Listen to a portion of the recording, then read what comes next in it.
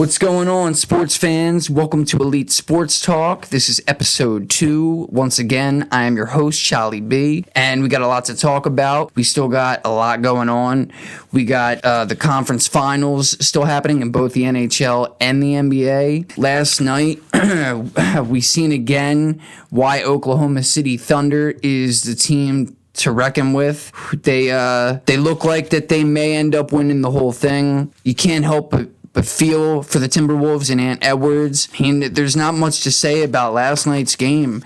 If you've seen it, it was within about the first maybe 3 to 4 minutes of the game that OKC started to run away with it. There was a lot of turnovers, but again, it's just about the defensive prowess of the Oklahoma City Thunder, and they've been showing up game in and game out throughout the whole course of the season and the postseason. And again, just the Timberwolves with the turnovers. You look at, between Julius Randle, Ant-Man, Naz Reid, that was 12 turnovers alone. A bunch of guys were in the minus.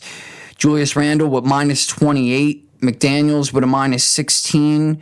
Gobert had 1 bucket. He had 2 points, and he played 19 minutes. Minus 7. Conley, minus 22. Ant was minus 29.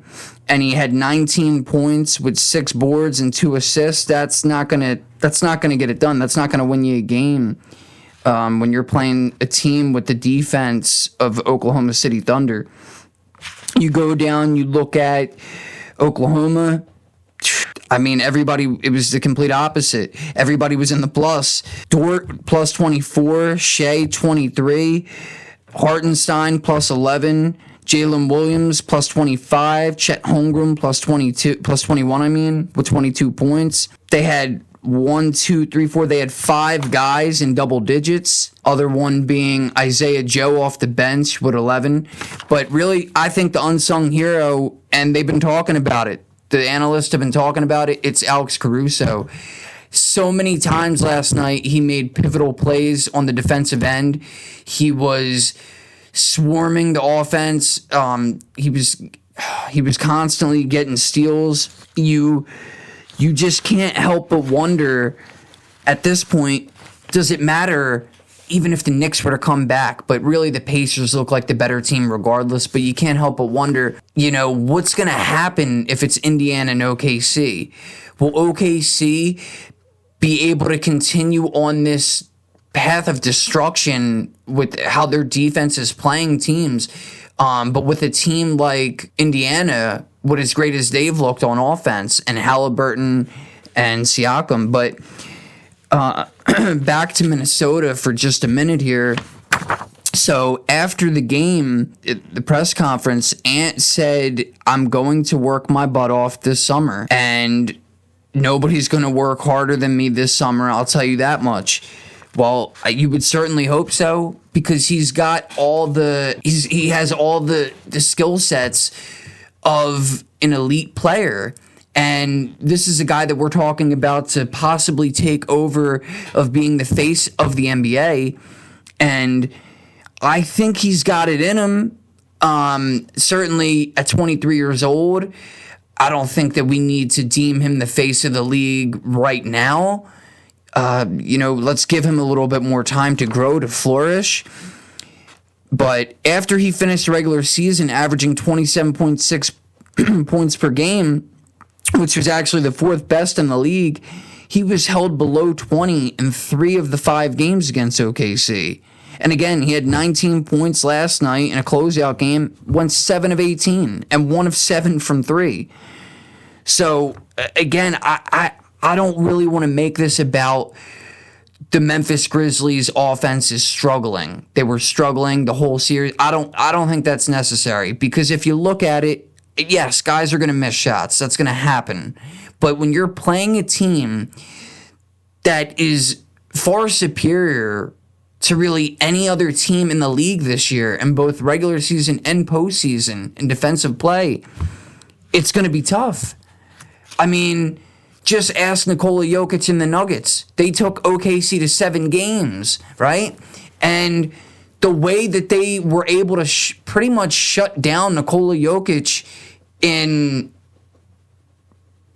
I would say, I guess 5 of those games, really. There was only really one game where Jokic was able to do his normal thing. And I believe it was only one game where he had a triple-double.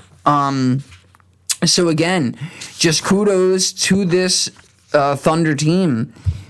But again, getting back to Minnesota, they were outscored by 29 points in the 39 minutes that Edwards was on the court. That right there, that's telling you the whole story. I don't know. I don't know what to do. Like, even Edwards himself, he said, they were the better team. They punched us in the face. They won the game. They won the series. Timberwolves trailed 26-9 after the first quarter, and Ant-Man had 6 points while the rest of the roster only was able to get 3 points, go 1 for 15 shooting. So that defense it was too much for them to overcome. Minnesota committed 21 turnovers that led to 18 points for the OKC. And I mean, you look at some of these other guys. Naz Reid, he had 11 points, 5 rebounds, but he had 5 turnovers. Julius Randle with 24 points, 5 rebounds, and he also had 4 turnovers. And at one point, they were actually trailing by 39 points. So how do you come back from that? How do you come back from that, especially when you're playing the best defensive team in the league and it's a closeout game? I mean, they're not going to give up, certainly, but it was atrocious from start to finish. So, the plans going forward for Minnesota, you can't help but wonder, especially with Shams Charania from ESPN saying that this could be one of the most craziest NBA off seasons that we've ever seen. Now, what does he mean by that? Well, stay tuned and we'll find out, I guess. But one thing that I'm certainly going to be looking at, and I feel as though a lot of people will be looking at, is Kevin Durant. I think it's time for Kevin Durant watch. Where is he going to go? Where is he going to end up? You can't help but wonder, after the cohesiveness that him and Ant-Man were starting to build together in the Olympics or Team USA. What if KD knows? I mean, Ant-Man has said it to the media. That was his idol. That was his favorite player. Before he came into the league growing up, he would love to play with him. So is that something that they can get done? But then you also, at the same time, I think you got to think about it. Okay, so if KD doesn't stay with Phoenix, which I don't think that anybody's really thinking that he will, including probably himself. But if you get him on Minnesota, what does that mean? What does that mean for the rest of the roster? What will the rotation look like? Who would they get rid of to bring him in? I don't think you can get rid of DiVincenzo. I don't know that you'd want to get rid of Naz Reid. I don't know would they be willing to trade Jaden McDaniels and maybe Nickeil Alexander-Walker. I mean, their roster, Minnesota should be in a good place for the next handful of years. They still have Terrence Shannon Jr., who actually was one of their best players coming off of the bench this year. They also have Rob Dillingham, who's going to be hopefully a part of the future for that team. And he looked like potentially, like a guy that's going to be a great player in the near future, just how he played in college. So, again, kudos to OKC. Their defense is far superior to any other team in the league right now, and any team that we've seen recently, especially with them being as young as they are. Again, we're talking about, this is going to be now the youngest team to make it to the finals since, I believe, 1977, when the Trailblazers got there with Walton. So it just speaks to, just like people keep saying, OKC says themselves, their coach says it, this is like a college team. They all root for each other. They all love each other and want each other to succeed. When you seen it when they awarded Shea with the MVP, everybody was thrilled for him. And if they can keep this team together in the future, I don't know. Because we can't right now, I don't think we can deem them a great team yet until they win in the finals.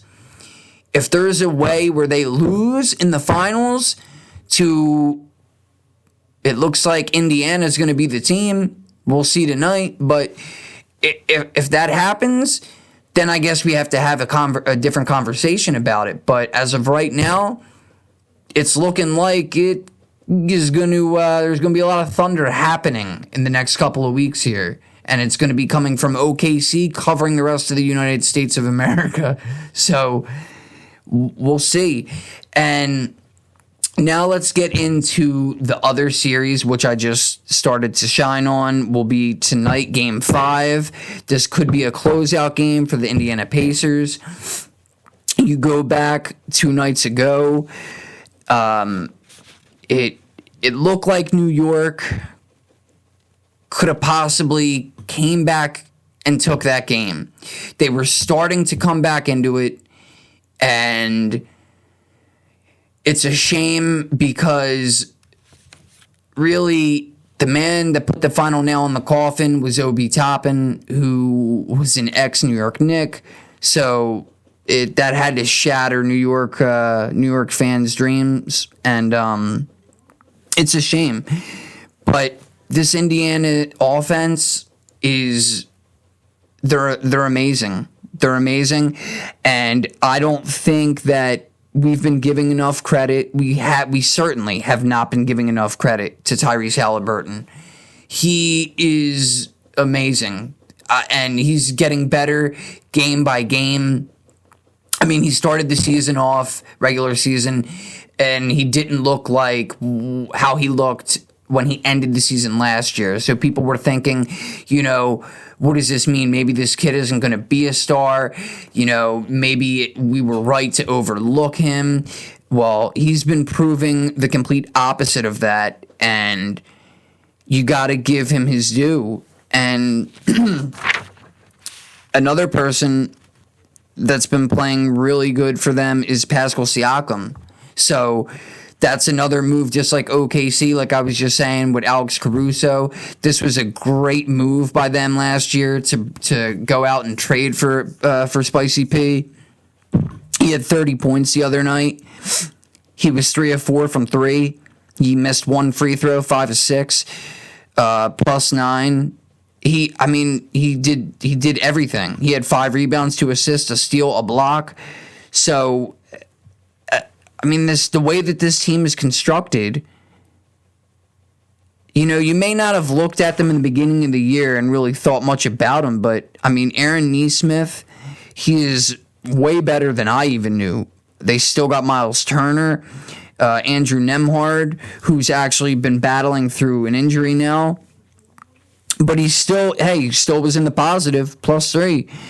Tyrese Halliburton, +16, with obviously the triple-double, 32 points, 12 rebounds, 15 assists, and 4 steals.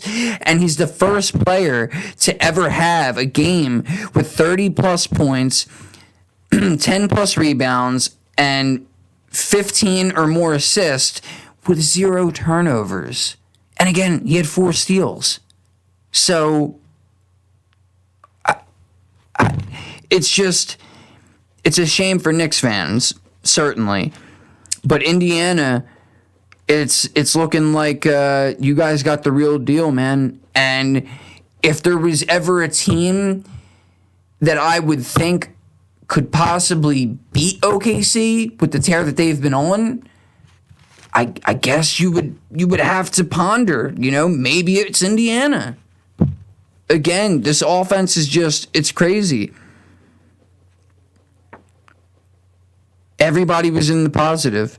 All their starters. Miles Turner was at a 0, so, not negative, not But then you look back at the Knicks, and man, it's a shame. But that's another discussion too that everybody's been talking about. When you have Cat and Brunson on the floor together, they're in the minus, and it's a shame. I mean, Cat had a +3. He had 24 points, 12 rebounds. Jalen Brunson with 31, but he was a -16. But you can't. So I get it. It's kind of like how I was feeling with the Nuggets, where they should probably shingle who's in and who's out at the same time. Like, don't have Murray and Jokic playing hard minutes together. Have so many minutes separated. Have Jokic on the floor with some of the bench guys. Same thing with Murray. Have him out there while Jokic is on the bench with some of the backups helping Murray. But you can't not have Brunson and Cat on the floor together. And I think one of the things that kind of messed their rotation up was by putting Mitchell Robinson in and taking Josh Hart out. That was also a conversation that they were having in the sports world. And I don't know. Maybe it wouldn't have mattered. Yeah, maybe the Knicks in the last 2 games would have gotten a few more points, but I think the outcome would have probably still wound up being the same, just because the Pacers are they're looking like they're unstoppable right now. I don't know how else to say it. So you can't help but wonder. Again, I don't even know that necessarily this is going to end tonight, right? Because you look at it and you say, well, the Knicks are down. Yeah, they're down 3-1. But at the same time, they still have the home court advantage. They still have 2 games at home. If it gets to a game 7, probably won't. But at the same time, thinking that way, is that even a thing for New York? Is home court even a thing? Because they're 3-5 at home. They've been much better on the road, not just this year, but last year. That past handful of years in the playoffs, they're a better road team, which is certainly weird to see. When you look at like Oklahoma City, they actually were 4-3 on the road throughout the playoffs so far, and 8-1 at home. And then you look at Indy. It hasn't really mattered one way or another. They're better whether they're home or on the road. They're 1 game better on the road. They're 6-1. At home, they're 5-2. They actually have the best record right now throughout the playoffs in the NBA at 11-3. OKC is 12-4. But yeah. So anyhow, how long do I think that the OKC and Indiana series will go? Because again, not for nothing, because I do kind of hope that the Knicks actually do win tonight, just to extend it by 1 more game. But I think it's a wrap after that. I wholeheartedly think that the Knicks can and will win tonight, but then that'll be it. So for the next round, if it's Indiana, which it should be, and OKC, I don't see that series going any less than 6 games. It'll probably wind up going 7 games. And me being a Denver Nuggets fan, I want to see OKC win the whole thing, because I've always felt that way about my sports teams. The team that takes my team out, I want to see them win the championship. I want them to be the ones with the banner coming down at the end of the season, or going up rather. But I don't know. This one could legitimately go either way. And I really think it'll probably wind up being 7 games. But yeah, we shall see. And what else? I think Halliburton will probably maintain the level of play that he's been on right now, even against that defense in OKC. Maybe not to the same extent from scoring aspect. He may not be scoring as many points, but he's going to be doing everything. And Pascal Siakam could wind up being the X factor for Indiana, just like Alex Caruso could wind up being the X factor, which he already has been so far. So why not continue the same rate of play in the next round? I mean, in the last round, watching a guy half of Nikola Jokic's size and body weight and height in Alex Caruso be able to defend him like that, I mean, again, kudos to them. I tip my hat because bringing him in was one of the greatest things that they've done. And for OKC, it's a special team right now that they got. So, again, we'll see because both teams are special in their own right. But we'll see who comes out on top. And now let's get to NHL. So, last night was the last game of the season, unfortunately, for the Carolina Hurricanes. I think we all seen this coming to an end. They did win one game, so, you got to give them that. And not only did they win, but they actually shut the Panthers out in that game. So, 3-0. Prior to that, they had 15 straight losses in the conference finals before Game 5. And when you go back and you look at it, you go, really? 15 straight losses in the conference finals? Well, this is the second consecutive year. Or no, I'm sorry.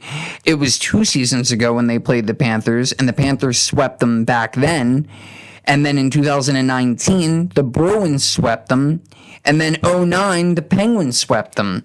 So, yeah, I don't know what they're going to do differently. I don't know if they can get any further next year. I guess we'll have to see what Florida does in the offseason because I don't think Florida's going anywhere, guys. They have like an all-star roster. So, and then on top of, obviously as great as they were last year, going out and getting Brad Marchand. I mean, I don't know. We'll see. But in this game, I mean, it was 5-3 was the final. Alexander Barkov, 2 assists. Sam Bennett, a goal and an assist. Then you had Matthew Tkachuk with both an assist and a goal. Carter Verhaeghe had a goal. And then Bobrovsky had 23 saves. So, this is just... I mean, I don't know, though, because the way that I look at it, as great as Florida is, I think that Edmonton is going to wind up beating them in the finals, in the Stanley Cup Finals. So we'll see. But, yeah, let's get to that. So the other game that's on tonight, other than the Knicks and Indiana, obviously, for NBA, the NHL, this is a closeout game for the Edmonton Oilers. The other night, they ended up winning 4-1. So, quick fact here. Dallas is going to be the home team tonight, and they are actually 7-2 at home throughout the playoffs so far. Edmonton, on the other hand, is 5-3, but Edmonton also boosts the best record with 11-4 total right now. And, hey, just saying, if it ends up in overtime, well then, wow. This will go down as probably one of the best games in the entire NHL playoffs this year because both of these teams are 3-0 in overtime in the postseason.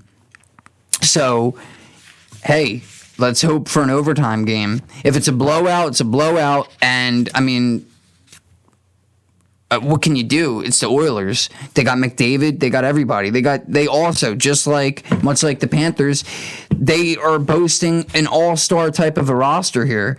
And I got a crazy stat, which if you watch the game, you probably know this already. But my one of my favorite players from back in the day that used to be on my favorite team, Corey Perry, has played more playoff games than any NHL franchise since the year 2000. Corey Perry has played in 230 playoff games. The Pittsburgh Penguins have played in a total of 219. Tampa Bay has played 218. The Bruins have played 208.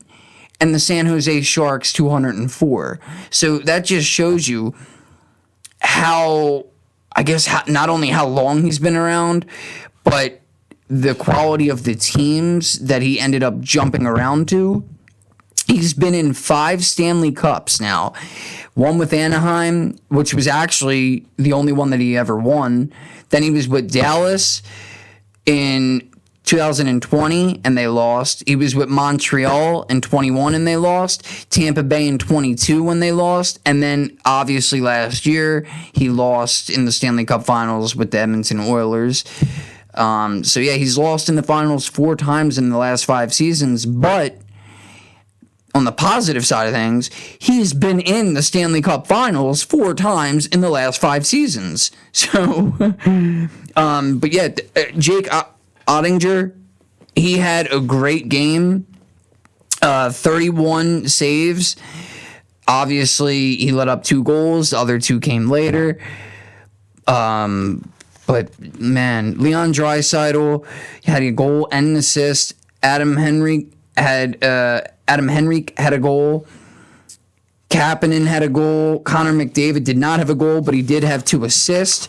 Corey Perry with both a goal and an assist. Him and Leon Draisaitl actually traded assists and goals, helping each other out there. Nugent Hopkins had 2 assists, and Stuart Skinner had 29 saves, while only allowing 1 goal, obviously.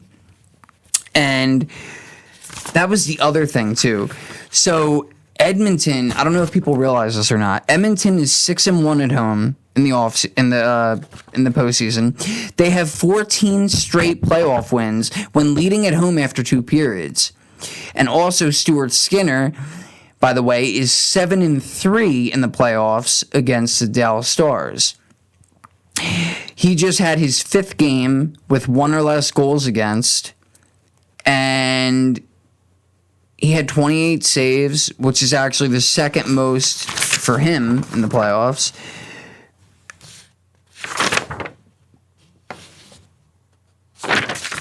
Well, 29 saves, rather. But, yeah, so, I mean, things are starting to heat up. We're almost there. After tonight, I project that Stanley Cup will be ready to go in a few days because I don't see Dallas winning tonight. But hey, again, if it goes to overtime, anything can happen. Both of these guys are 3-0 at home. I mean, they're 3-0 in overtime. So, Dallas, the other thing too, again, Dallas is 7-2 at home. The only 2 losses that Dallas has had was in the very first game of the playoffs against Colorado, and then they just lost in Game 3. Against the Oilers. So, I mean, man, it's an exciting time right now for both NBA and NHL. And really the last thing I got here, I don't want to go too long today, but the last thing I got is a little bit of NFL here. I just wanted to say, so last year, my teams going into the season, I had a couple of sleeper teams that people would have never said would have been in the postseason. One of them was my own team, the Denver Broncos. I kind of seen it coming with Bo Nix. I seen the intangibles. I seen he sort of plays like Drew Brees. And obviously, Sean Payton coached Drew Brees. So seeing that come back to light with this younger quarterback, I kind of seen things looking up and up for the Denver Broncos last year, so I was glad that I got that one right. The other team that I thought people would sleep on that could have possibly made it was Arizona Cardinals. Now, don't get me wrong. I know for a while they haven't been, they were like a subpar team, but also Kyler Murray had been hurt. They also had a new head coach come over, the old defensive coordinator for the Philadelphia Eagles from a few seasons ago. But what he was able to do in one season as their head coach, you could really tell that they started to turn that team around. I mean, defensively, right now, that's their biggest issue. And I feel as though that they're doing everything they can to address that in the offseason. But the offensive line, at one point, the offensive line went several weeks without giving up a sack. They had one of the best offensive lines in the league last year. They still have James Conner, obviously. They have Marvin Harrison Jr., which you really started to see the chemistry. Him and Kyler started to gel down the stretch. They have, in my opinion, who also, he was a sleeper pick for me in fantasy football last year, Trey McBride. I mean, he had one touchdown, but he had a ton of receptions. He had a ton of yards. He is, in my opinion, a top 3, top 5 at least tight end in the league right now. And then they have other guys too. They have Michael Wilson, the other receiver. They have a couple of other guys here or there. Their special teams is starting to get better. They still have Budda Baker playing at an all-pro elite level as he's starting to age. I mean, the man has over 120 tackles, I think, per year at the safety position. That's unreal. So, again, that's going to be one of my sleeper teams for this year. Other NFC potential sleeper teams, which I don't know if you can really place them under the sleeper category, would be the Dallas Cowboys. I don't know enough about Brian Schottenheimer to say one way or another that I do or don't have faith in him. But what I do know is the majority of that defense will be back. And last year, they won 7 games, and they played a bunch without Dak after he got hurt, which alone, that tells you something right there. They still ended up winning 7 games after Dak got hurt. So I guess they ended up winning, 4 more without Dak, maybe? But the defense, they had so many of their starters, so many of their key guys were hurt for the majority of last season. So now they're going to have Diggs, and they're going to have Bland back. They're going to have their defensive tackle back. They're going to have, obviously, Micah Parsons back. They're going to have Overshawn. So I think that if you want to say that they can be considered a sleeper team to make the playoffs, I'm not saying that they could win the division, because I think that stretch is pretty much over, because now with the Eagles winning a Super Bowl and going to their second Super Bowl in how many years? And also, I mean, after seeing what Washington was able to do last year, that's going to be a constant thing for years to come, I feel like. Jaden Daniels is only going to get better. Yeah, it's going to be different the way that he has to play, because everybody's going to be locked in, looking at the way he played last year, try to make him uncomfortable, and but I still think they're going to be a good team. But so I guess the Cowboys, if you want to consider that, maybe the Atlanta Falcons, even though last year, in reality, they kind of should have won that division. I mean, they had the best division record, but Tampa ended up winning one more game than them. And then when you look at the AFC, I guess I don't really know that you can. I don't know. Like, I would say Miami or the Jets, but can you deem them as a sleeper to make the postseason? If Tua wouldn't have got hurt last year, then who knows what would have happened, right? Who knows? Obviously, I don't ever take them to, unless they're ever the number 1 seed, I don't ever say that they're going to be able to get far in the playoffs, because Tua, the whole thing with Tua never winning in cold, even at a collegiate level. So that's something they're going to have to try to overcome. But if they can keep him upright and healthy, who knows? Maybe they make the postseason.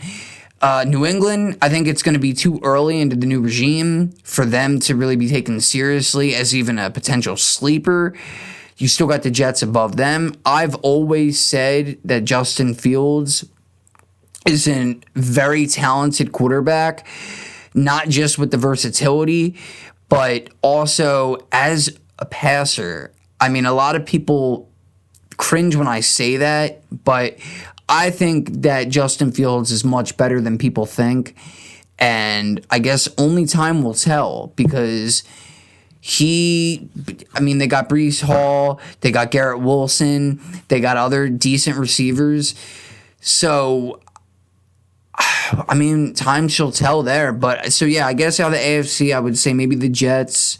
The only other team, I guess, would be the Indianapolis Colts. But first, I want to see what exactly is their plan at quarterback.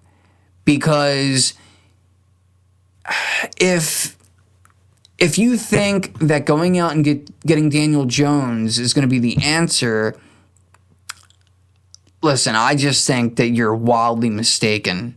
I mean, everybody has seen him play, and I understand there was also injuries, but again, as I said on the first episode, I don't want to bash anybody, but he's had a total of 70 passing touchdowns in 70 games. So I don't know how far you can get with that because I get it, defense wins championships, which I don't think they have an elite level defense. Indeed, they're working their way back into that, but they're not there yet. So that means you're going to have a lot of offense, right? You're going to have to put a lot of points on the board.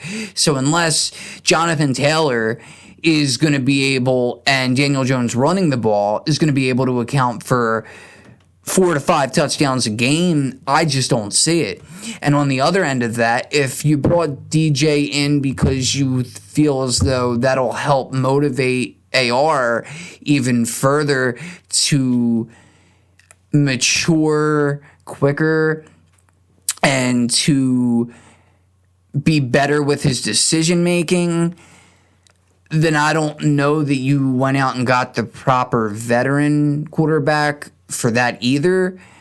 I started to speak about this in the first episode.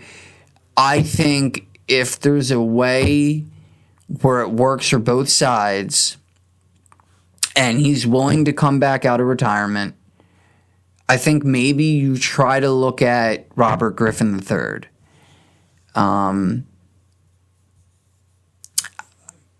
Whether it's as a backup to try and help Anthony Richardson, or whether you want to actually implement him and see if he still has it, if he's still got his legs, because the man's got an arm. And I don't think it was ever a question whether he had an arm or not. I think it became a question that he was getting into his own head, after so many injuries. So, hey, man, I'm just saying, I don't know who else you could get at this point. I mean, you look at the Cleveland Browns, they have 5 guys in their quarterback room. Obviously, you don't count Watson, though, because he's not going to be able to play, it looks like. So you look at the other 4, and if you're going to try and maybe trade for somebody, I guess the only one that would make sense would be Kenny Pickett. They had Flacco last year. I can't see that the Browns would bring Flacco back just to let him go again. So, outside of that, I don't know. I don't know who else you would really go and get.